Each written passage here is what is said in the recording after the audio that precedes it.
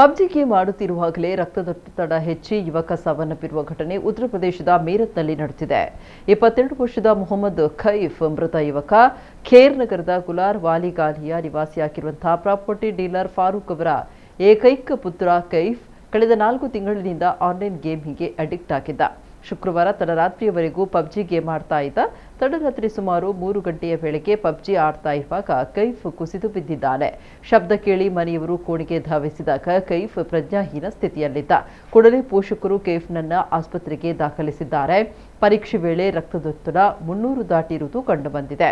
ತಕ್ಷಣವೇ ಆತನನ್ನ ದೆಹಲಿಯ ಆಸ್ಪತ್ರೆಗೆ ರವಾನಿಸಿದ್ದು 2 ದಿನಗಳ ಜೀವನ್ಮರಣ ಹೋರಾಟ ನಡೆಸಿ ಭಾನುವಾರ ಕೊನೆಯುಸಿರೆಳೆದಿದ್ದಾನೆ. ತೀವ್ರ ಮಾನಸಿಕ ಒತ್ತಡ, ನಿದ್ರಾಹೀನತೆಯಿಂದ ರಕ್ತದೊತ್ತಡ ಹೆಚ್ಚಿದ್ದು ಮೆದುಳಿನ ರಕ್ತಸ್ರಾವಕ್ಕೆ ಕಾರಣವಾಗಿದೆ. ಇದರಿಂದ ಯುವಕ ಮೃತಪಟ್ಟಿದ್ದಾನೆ ಅಂತ ವೈದ್ಯರು ತಿಳಿಸಿದ್ದಾರೆ.